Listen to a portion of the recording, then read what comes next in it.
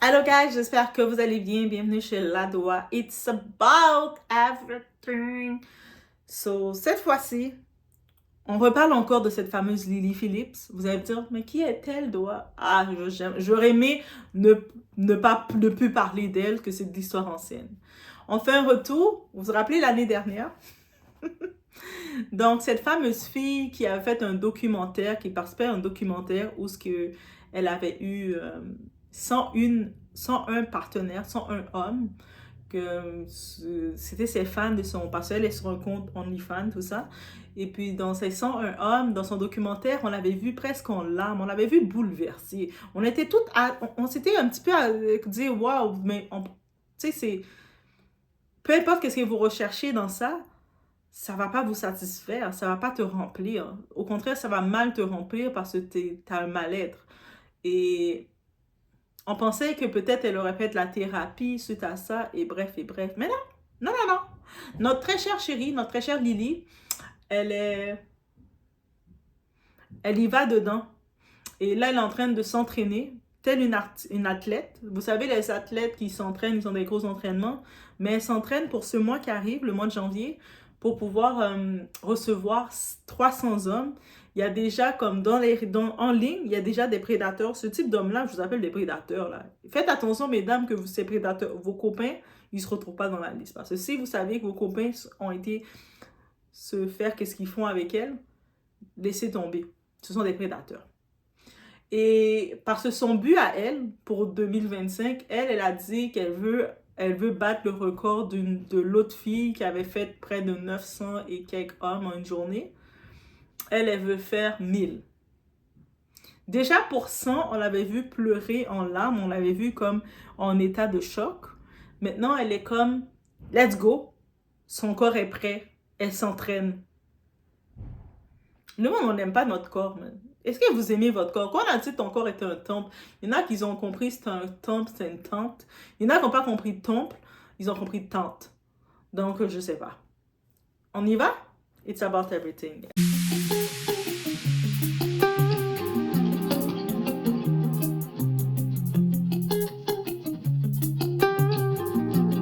Prévoyez-vous toujours de faire le défi des 1000 hommes? Le défi des 1000 hommes, absolument. Ouais. Mon assistant passe en revue les 5000 candidatures reçues. On veut aller vite, comme sur un tapis roulant. On pense que ça prendra au plus 17 heures. J'ai vu la vidéo après votre défi des 100. Vous sembliez vraiment bouleversé. C'était très stressant. J'étais complètement dépassée. Une journée longue, dure et stressante. L'équipe m'a bombardé de questions pendant 1 heure. Honnêtement, si je peux dire, j'aurais dû fixer des limites, car c'était la dernière chose que je voulais, qu'on me harcèle de questions après une journée si longue et difficile. Ce n'est pas comme ça que je l'aurais raconté, mais c'était intéressant. Alors, comment vous sentez-vous en entendant ces histoires de votre fille? C'est son métier. Mais ça vous fait quoi vraiment? Je suis fier d'elle, ça ne me dérange pas. Même quand vous entendez qu'elle a couché avec 158 hommes en 2 semaines, c'est juste son travail. Vous n'avez donc aucune réaction émotionnelle à cela? Non, au début si, mais plus maintenant. Bonnie, quand vous avez parlé de votre travail à vos parents, comment ça s'est passé? En fait, je ne lui ai pas dit qu'une vidéo avait fuité. J'aurais fini par lui dire, mais je débutais et je n'étais pas prête à m'expliquer. Et c'est votre sœur qui l'a expliqué à votre mère. C'est ça. Comment avez-vous réagi? J'étais dévasté au début, vraiment dévasté. C'était un choc. J'étais choqué, je pensais qu'elle me l'aurait dit elle-même. Je n'aurais jamais imaginé qu'elle ferait ça. Qu'a accompli Bonnie à vos yeux? Où allez-vous le mois prochain? On part en vacances, de belles vacances. Comment gagnez-vous tout cet argent? Quel effet ça a eu sur vous? On a eu de beaux voyages, cadeaux, mais ça m'est égal. Et elle est heureuse. Je suis heureuse parce qu'elle l'est, c'est tout. Donc, ici, c'est intéressant. on voit la mère de cette femme-là. Tu sais, des fois qu'on voit ce genre de femme ou ce genre d'homme, ce genre de personnes qui ont des idées aussi autodestructrices, des idées aussi barbares, des idées aussi sauvages avec elles-mêmes, on se dit, mais ils sont où leur mère, leurs parents, leur famille, leurs voisins, leurs chiens, leurs chats? Ils sont où ce monde-là autour d'eux pour les dire calme-toi? Et sa mère aussi, elle fait les podcasts. Et moi, je dirais que sa mère, c'est elle qui filme. C'est sûrement sa mère qui a la caméra qui est comme ça. Let's go, ma fille! Let's go! Oh, yeah, yeah, yeah, yeah, yeah. Oh, ça fait 3 minutes là. Next. Parce que il y a une différence entre tolérer et là, c'est clairement tu acceptes ou tu encourages ce mode de vie. Il y a une chose de dire que ta fille, elle fait comment dirais-je, ta fille, elle fait du contenu pour adultes pour faire de l'argent, donc elle est sur les réseaux et puis elle génère de l'argent. Mais au-delà de ça, c'est la porte à aller plus loin. Parce qu'on le sait que les filles qui sont sur les sites pour adultes, elles ne font pas juste de l'argent en étant sur les sites pour adultes. Les hommes ne vont pas juste te payer pour ça. Bien sûr, il y a des débiles mentaux qui vont te payer pour juste parce qu'ils voient ta photo, parce qu'ils n'ont pas accès à la femme. Mais la plupart de ces hommes-là, si tu veux plus d'argent, ils vont te demander des choses. C'est pour ça que c'est une vitrine pour faire autre chose. Et c'est là qu'il faut faire attention. C'est pour ça que beaucoup de jeunes filles vous dites, ah, mais peut-être je vais essayer d'aller faire l'argent sur les réseaux. Croyez-moi, entrez pas dans cette vitrine-là. Et là, maintenant, la mère était au courant de ça parce qu'elle est quand même, on le voit qu'elle parle à sa mère. Donc, elle n'est pas un enfant abandonné, c'est un enfant qui a ses parents, qui a sa mère, qui supporte. Bien sûr, son père n'est pas là pour supporter ça parce que je pense qu'un père, face à ses enfants, surtout à sa fille, il est plus sensible. Une mère, des fois, il va même envoyer sa fille se saboter, se détruire. Et je sais pas pourquoi, il y a le côté rivalité de femmes ensemble. Ça arrive tout ça. Donc, la mère, et puis là, maintenant, dans les podcasts, on demande à la mère, mais tiens, regarde, nous, on est comme public, on a vu le premier exercice de ta fille avec ses 101 hommes. On a vu dans le documentaire comment elle était bouleversée psychologiquement et on a vu que, tu sais, elle n'était pas fière d'elle, là. C'est pas comme si c'est un athlète qui va aller représenter son pays, qui va aller jouer, là. Il n'y a aucune représentation. Aucune représentation. OK? Donc, et puis au fond d'elle, cette fille-là, pour pouvoir faire qu'est-ce qu'elle fait, elle doit consommer des produits, elle doit se mettre dans un état, elle n'est pas à jeun. Elle ne peut pas arriver à jeun et faire ça. Et là, même si elle essaie de se donner du courage, même si sa mère va la donner du courage, même si sa mère va bénéficier de l'argent qu'elle fait, parce que clairement, sa mère, c'est son manager. Donc, je me dis, mais comment vous pouvez accepter de faire un enfant et de le supporter dans sa destruction? Tu sais que ta fille, dans son état, elle n'est pas bien. Et c'est là que je me rends compte que ce n'est pas toutes femmes qui sont maternelles. Déjà, j'avais vu un témoignage d'une femme qui disait que, tu sais, elle avait eu des traumatismes de son passé. Et suite au traumatisme, elle a décidé de faire des choix, d'avoir une vie de débauche, de commencer à coucher à droite, à gauche, d'aller dans les toilettes, dans les granges, dans les parcs, dans tout, faire de quoi. Elle a eu un enfant. Et l'enfant qu'elle a eu, elle a décidé de blâmer l'enfant en disant que cet enfant n'était pas désiré. Bien entendu, avec comment tu as fait l'enfant, tu ne t'attendais pas à faire l'enfant, mais l'enfant est venu. L'enfant devait être ton déclic que tu devais arrêter ta vie de débauche. C'est comme ça que tu devais le voir. Mais elle a juste décidé de blâmer l'enfant et je sais qu'il y a beaucoup de femmes qui ont la facilité de faire ça.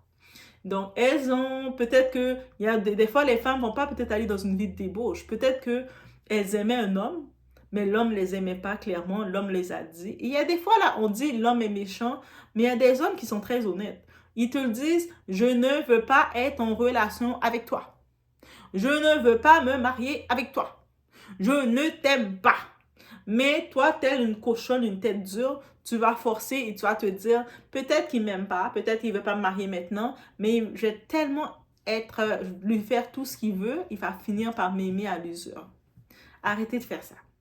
Et puis là, ce genre de femmes-là, qui y vont en tête dure, elles finissent par tomber dans un mur parce qu'elles tombent enceinte de l'homme qui a dit qu'il les aimait pas et il a montré qu'il les aimait pas. Et là, maintenant, quand elle va voir que l'homme les tège complètement, elles vont être fâchées contre l'enfant. Elles vont dire, c'est ta faute si ton père m'aime pas. Ou c'est ta faute si ton père m'a brisé le cœur. Et elles vont se venger sur l'enfant. Ou sinon, elles ont fait des choix déplorables ou elles ont leur propre traumatisme. Et si elles ont une fille, elles vont avoir l'instinct de saboter leur fille. Aussi simple que ça. Elles vont mal conseiller leur fille.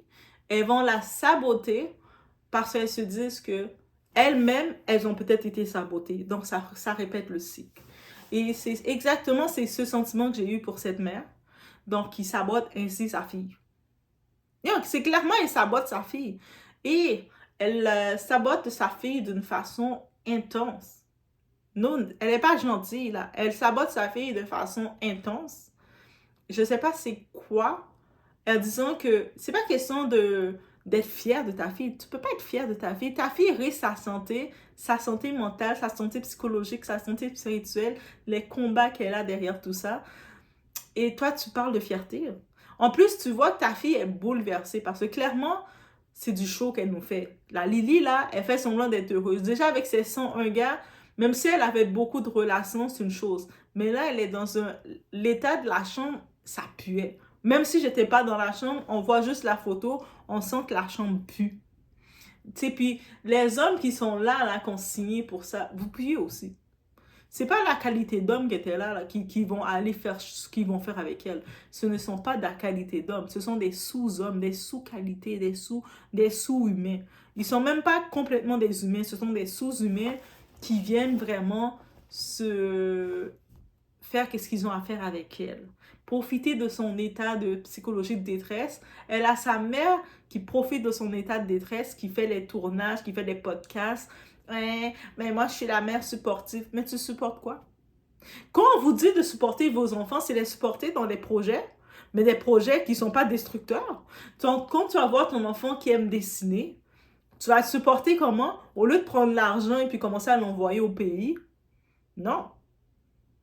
Tu vas prendre, tu vas dire, tu sais quoi? J'inscris mon enfant dans une école de dessin.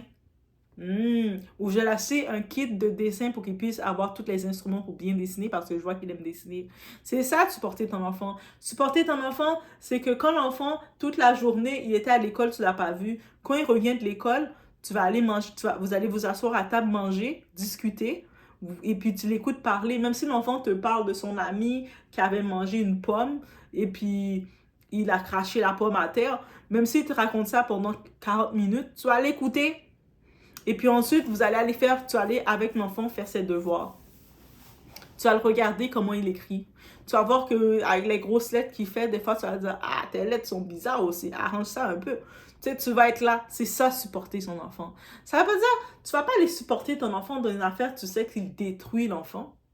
L'enfant dit, moi, je vais aller sauter en bas du pont. Yes, je te supporte, on y va. Non. C'est pas comme ça qu'on supporte l'enfant. Donc, ça veut dire que le monde, vous avez tellement mélangé le concept de c'est quoi supporter un enfant. Ou peut-être vous-même, vous êtes dans le traumatisme, dans vos propres traumatismes du peu de support que vous avez reçu. Donc, c'est difficile de supporter un enfant. Mais non. La fille, on sait que la Lily, elle est dans une rage de destruction. En plus, après ce documentaire-là, je pense que qu'est-ce qui la déçoit, elle pensait avec ce documentaire-là d'avoir pris son type, elle pensait être une vedette. Parce que le monde, il cherche comment être vedette. Ils se disent, si on parle d'eux, ils sont vedettes. Et seulement, elle s'est rendu compte que c'est le vide. Et là, maintenant, c'est pour ça qu'elle dit, là, je m'entraîne. Je vais avoir, dans ce mois-ci, on a déjà le 300 personnes, qu'on vient d'avoir les noms des 300 personnes. 300 hommes qui viennent comme ça défiler, marcher. En plus, pendant qu'ils sont dans le corridor, ces types-là, ils sont déjà, quand ils sont en train de se préparer pour venir faire leur tour avec elle parce qu'ils ont une minute rapide, ils sont en train déjà de sortir leurs pantalons, faire leur truc. Ça va être mon tour bientôt. Et là, j'imagine que la mère, pendant qu'ils attendent, parce que sa mère, c'est son manager, elle la supporte. Elle va venir inspecter les gars, elle va venir dire, est-ce que vous avez mis vos protections? Elle va venir toucher les gars pour voir est-ce qu'ils sont durs. Juste d'imaginer ça, mais c'est exactement ça qu'elle me donne. Et puis, cette fille-là, elle va pas être heureuse encore. Elle va être encore plus dépressive quand elle avait ses 100 gars. Parce que là, ils en aurait 300 gars. Donc, 200 gars de plus d'un coup. Quand il disait que elle était presque devenue aveugle parce que le monde ils jetaient leurs affaires, leurs semences sur elle, un peu dans ses yeux. Là, les 300, là, les 200 autres qui s'ajoutent de plus. Et elle, son objectif, c'est d'arriver à 1000. Mais quand elle va atteindre le 1000, c'est quoi qu'elle va dire? C'est quoi qu'elle va nous dire quand elle arrive au 1000? Hier, j'ai fait le record, j'ai fait 1000. Même l'autre fille, là, qui était dans le record de 900 et quelques. Est-ce qu'on se rappelle de son nom plus que ça? Non, son nom est même pas important dans la vie. On sait juste qu'il y avait une débile mentale qui a eu 900 et quelques personnes en une journée. Elle veut battre maintenant arriver à 1000. Quand elle va faire le record? Oui, voici le record de la débile léger qui a eu 1000.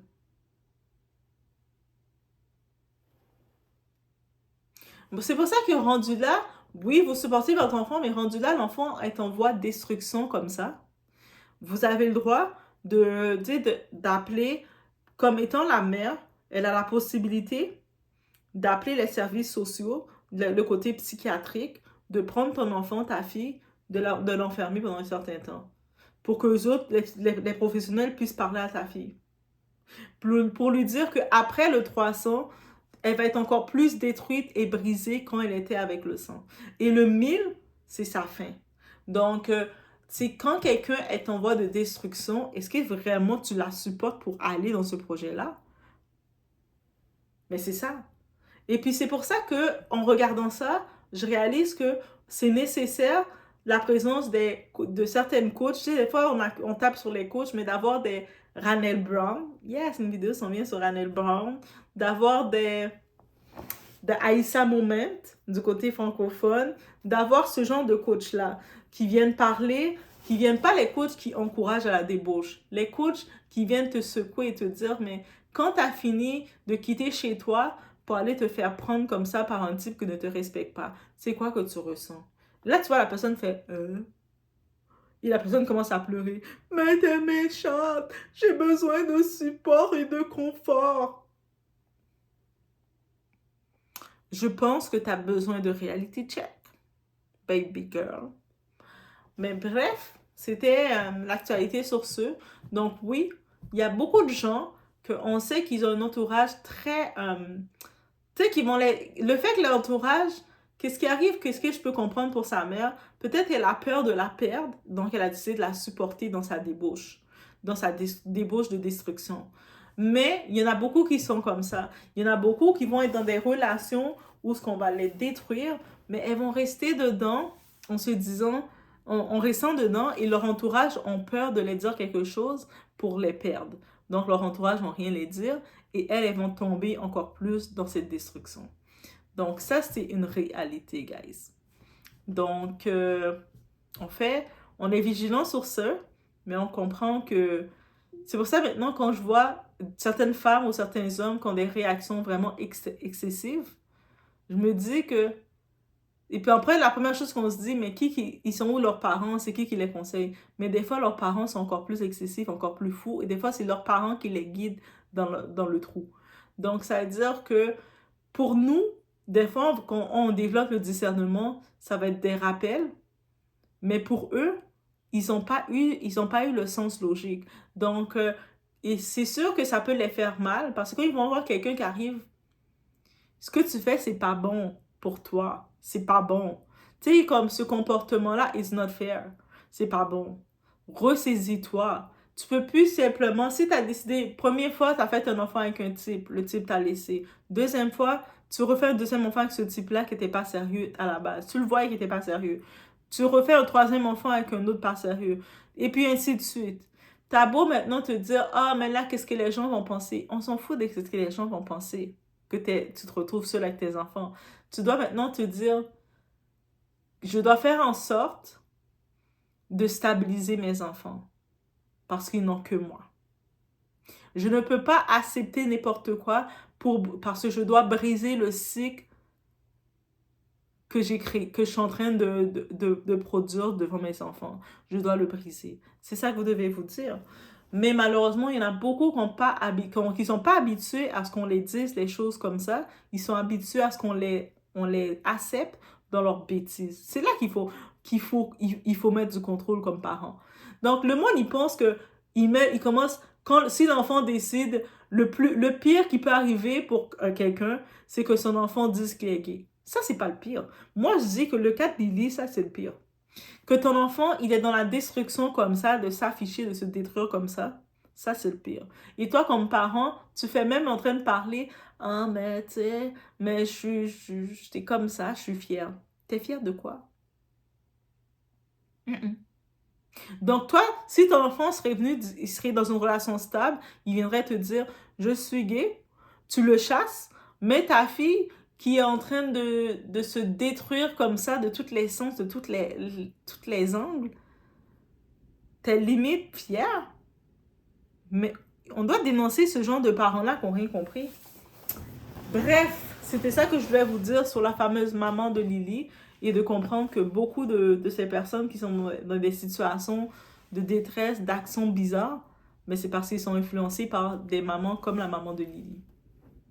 Je vous laisse sur ce. On se voit aux prochaines vidéos. Laissez-moi savoir ce que vous en pensez. J'ai essayé Firmoo pour que vous n'ayez pas à le faire. Parlons-en. Des lunettes élégantes et abordables pour tous les styles et tous les besoins. Avec une garantie de 365 jours et un retour facile, c'est un choix sans risque. Utilisez le code MQFN50 pour 50% de réduction. Dites-moi quand vous aurez vos nouvelles lunettes.